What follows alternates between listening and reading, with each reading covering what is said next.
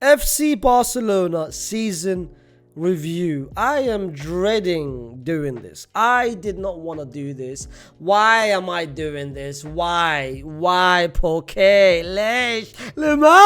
Why am I doing this, bro? How am I going to be talking about Barcelona when they were literally 2 games away from winning the Champions League? Bro, I swear to God, trolling aside, watching Barca this season has legit made me consider changing teams. Because, bro, the way we were moving and the way Barcelona were moving, I was thinking of going to a different team, fam. Different sports. I was thinking of going to baseball. But then I realized, let me stick to football. Let me stick to what I know. And listen, shout out Mystery Football Box here. They sent me this box. They're like, bro, Faysal, we know you're struggling. We know you're suffering. Because trust me, this is the word which I've been knowing every single part of this game, bro. Suffering. And I'm like, listen, whatever shirt that comes in here, I'm supporting that team regardless, fam. So listen, let's do it together, bro. I don't know what shirt is in here, yeah? But what I know, whatever this team is, Hala. Whatever it is, fam. Hala, whatever. Bismillah. Wait. Woohoo!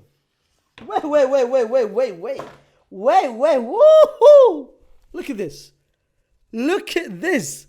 What's this? Club Santos Laguna, fam. So that's a Mexican team. Raw, I can't lie. Chat, this kit looks wavy. I'm gonna be so real, yeah?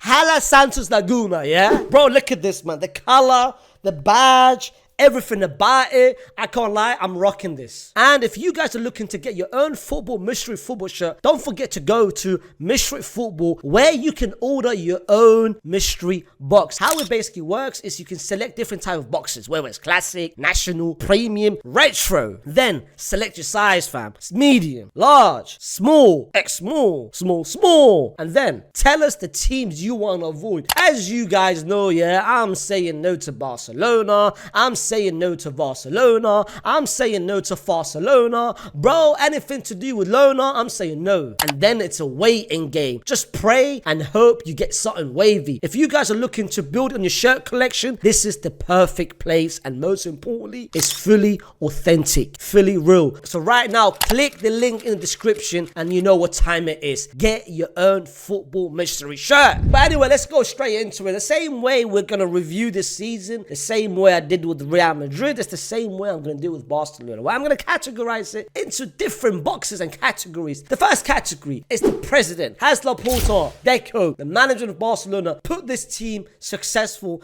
and put the right players at the right team to win trophies. Secondly, is the manager, Mr. Hansi Flick. How has Hansi Flick done this season? Has he put this Barcelona team in a way to be successful? Has he made this Barcelona team compete for trophies? And has he developed and made players better around him? Then the third category is the players. Have they performed well? Have they consistently performed at the level which they should have? Has there been a collective overall balance from every single person? And then the last category is the performances. Have Barcelona played well this season? Have they scored goals? Have they entertained?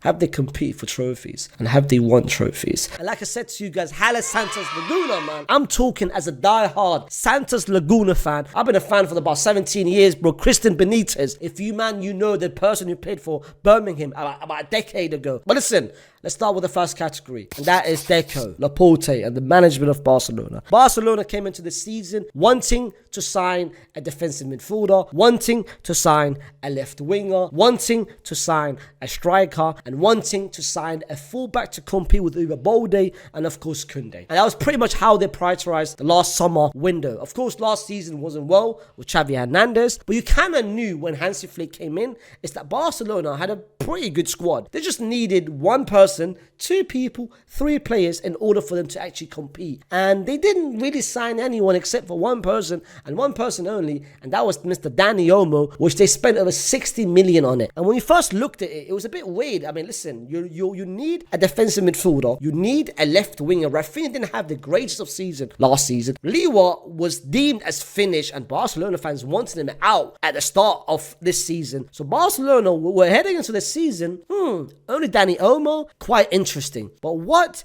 led to that and what transpired is come pretty much Jan time, when they realized Ter Stegen went down with an injury, and when they realized they can't really trust Inaki Peña, one thing they did is they adapted, they improvised, they managed to get Szczesny. So I'm only going to be judging them from the summer window to the January window. First of all, in terms of players bringing in, they understand Dani Olmo. Secondly, the whole fiasco, the whole scandal with the registration to do with Dani Olmo, to do with Paul Victor, it pretty much comes down to them. They had a whole 6 months to register him, and bro, it led to an absolute scandal, it led to an absolute embarrassment. So I'm putting that on them as well. As a collective, did they sign the right players in the right positions? No. I know what Barcelona's season led to. It comes down to the second category, on the third category, which I'll be talking about. But as a management, as a board, as a president, and as a sporting director and Deco, I don't think Barcelona came into this season fully prepared into every single position, because I felt like there were certain positions which they could have added reinforcement, which they didn't. And the whole fiasco with the registration, come on, Ak, that's an embarrassment. So from a board standpoint, I'm going to give Barcelona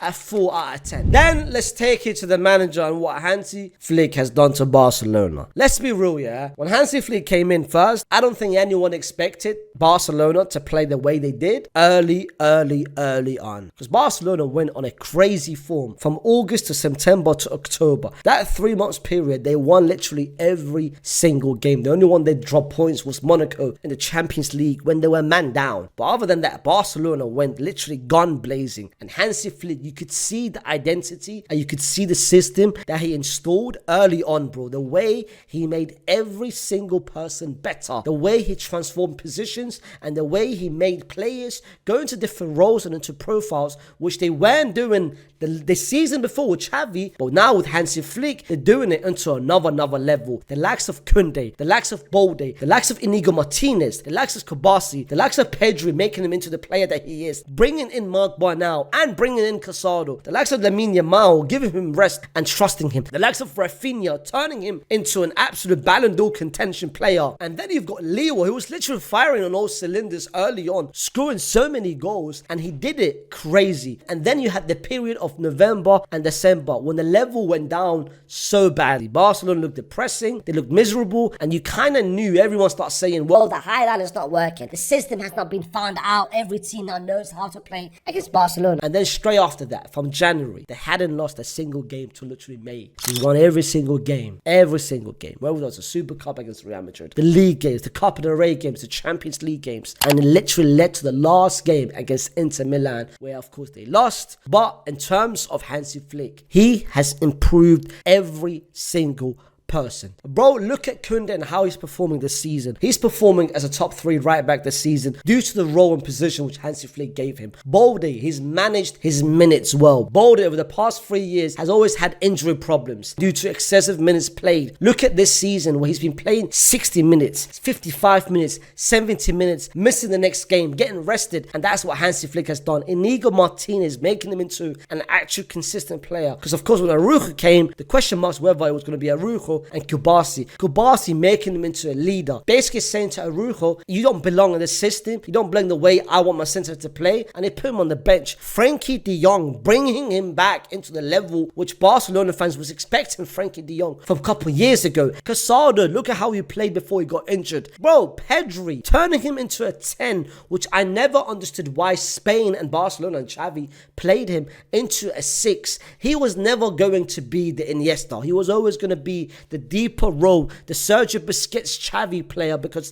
that's how he controls games. Lamine Yamal giving him the keys and the freedom. Rafinha making him into a player. I don't need you on the wing. I don't need you as a touchline winger. I need you closer to the midfield, behind the striker, closer to the box where you can actually score goals. And then you've got Lewa basically saying to Lewa, why are you dropping deep? Under Xavi, Lewa was constantly trying to play that false 9 role. I want you inside the box. Don't go anywhere else. And when the ball comes to you, finish it. And that's what Leo has been doing. And then you've got the players on the bench trusting Firmino and giving him a chance. Ferran Torres, fam, this Donny went from a sardine to a shark at the second half of the season. Bro, he made every player better, but the system was always there. Whether it was with Lamine, without Lamine, with Pedri, without Pedri, without Frenkie, this, that, Rafinha, Kubasi, Bolde, Koundé, the system never change. He wanted every single person to understand the system and play to the system. It wasn't the players, it was down to the system. And the system worked to perfection. The high line, the super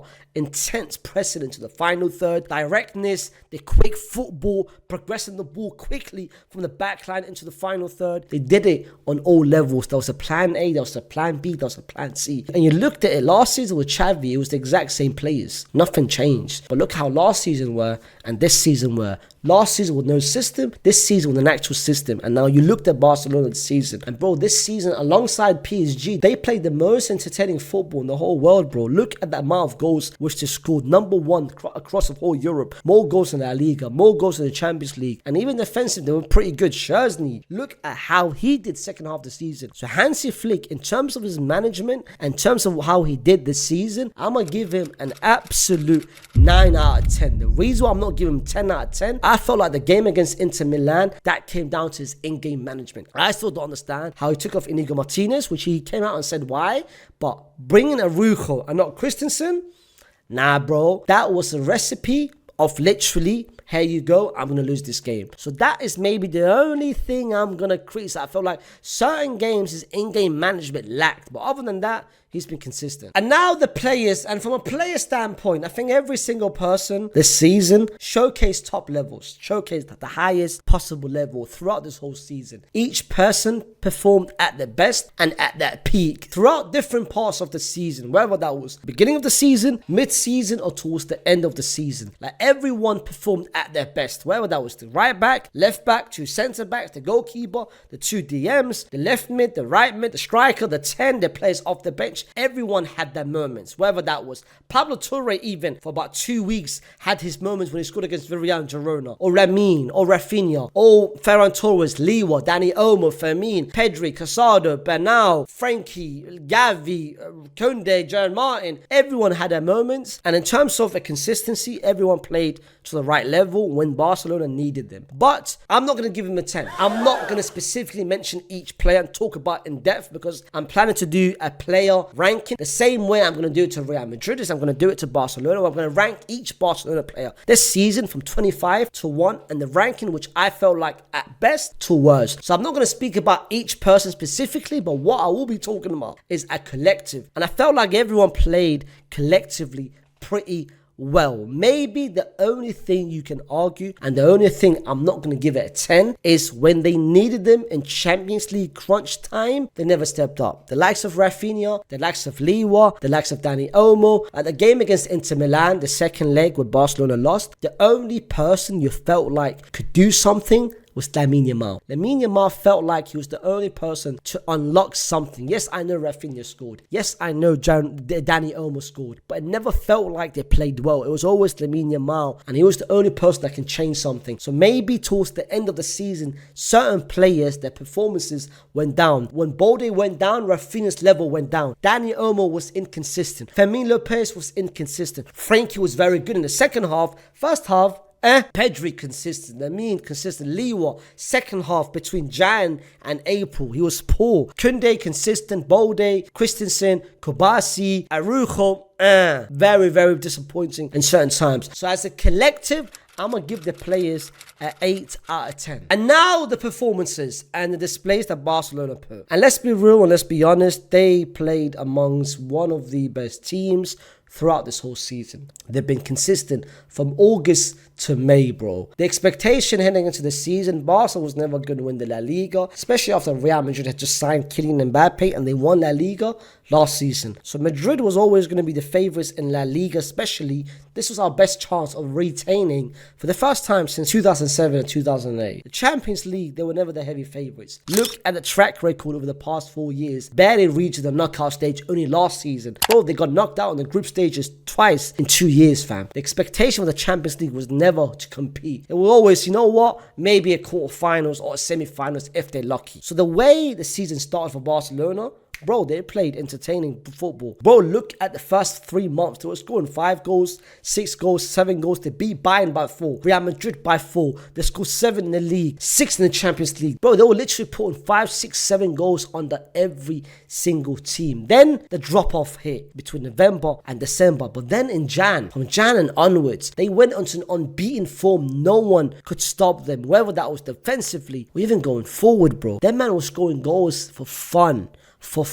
Bro, I was doing a watch along of every single Barcelona game. First, it was a hate watch. I wanted them to lose at all costs. Bro, when Madrid was playing so badly and when Barcelona were playing so well, bro, at one point the hate watch became, let me just enjoy watching football, because I'm not enjoying watching Real Madrid every single week. Bro, I get more fun watching Santos Laguna, fam. You know what I mean? Santos Laguna and Liga Mexicano. But fam, it turned into an actually, no one, let me just enjoy watching Barcelona.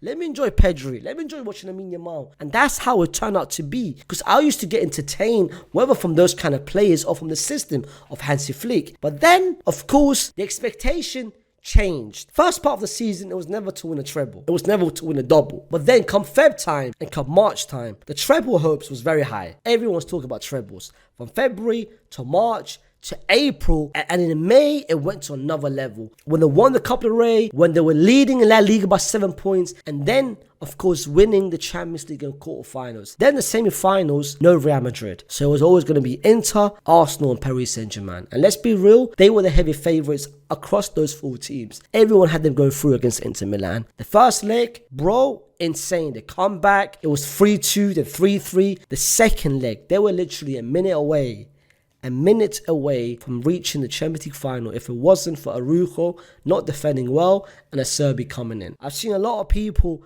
rank this Barcelona season.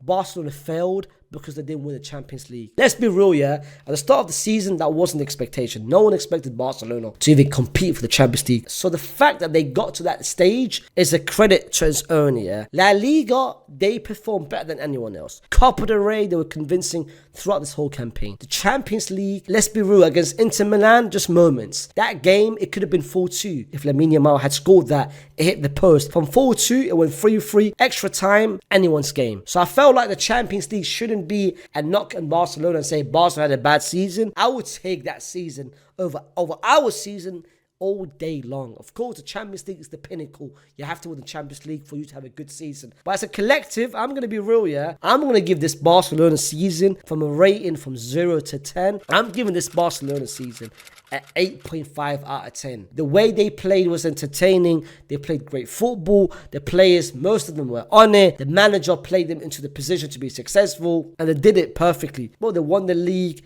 they won the Copa del Rey, they won the Super Cup. They won a domestic treble, and they went to the semi-finals of the Champions League. So that, to me, is a good season. But guys, this is my opinion. Put down in the comments what you guys make of Barcelona's season. Is it a 10 out of 10, a 9 out of 10, an 8 out of 10? Or did they, as a lot of people are saying, did they flop the season? And is this season an actual disaster for Barcelona, even though I don't think it is? But also, if you guys want to build your shirt collection the same way I'm doing right now, don't forget to click the link in the description and get your own football mystery box. Don't forget to, of course, like the video, subscribe to the channel if you're new, and of course, shout out Mystery Football for sponsoring this video. Peace.